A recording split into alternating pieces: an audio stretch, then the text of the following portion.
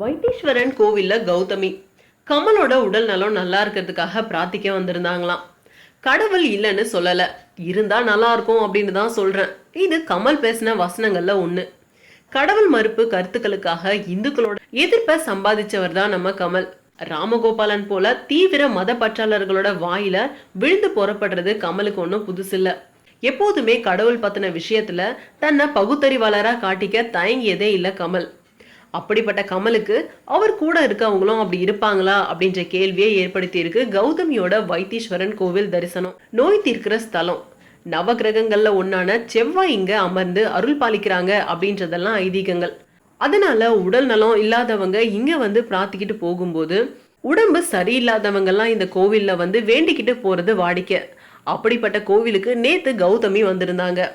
எந்தவித முன்னறிவிப்புமே இல்லாம ரொம்ப சிம்பிளா வந்திருந்த அவங்கள வரவேற்று சிறப்பு தரிசனத்துக்கு ஏற்பாடு செஞ்சிருந்தது கோவில் நிர்வாகம். பக்தர்களுக்கு இடையூறு இல்லாம அவங்க சாமி கும்பிட்டுட்டு போயிட்டாங்க. இந்த விஷயத்த எல்லாரும் ஆச்சரியத்தோட தான் பார்த்துட்டு இருந்தாங்க. எந்த நோக்கத்துக்காக கௌதமி வந்திருப்பாங்க? ஆனா அவங்க கமலோட உடல் நலம் சரியில்லாம இருக்காங்கல்ல, அதனாலதான் வந்திருப்பாங்க. அவருக்கு சீக்கிரமா குணமாகணும் அப்படின்றதுக்காக வேண்டி கூட வந்திருக்கலாம். இது போன்ற கிசுகிசுக்கெல்லாம் வெளிவந்திருந்தது.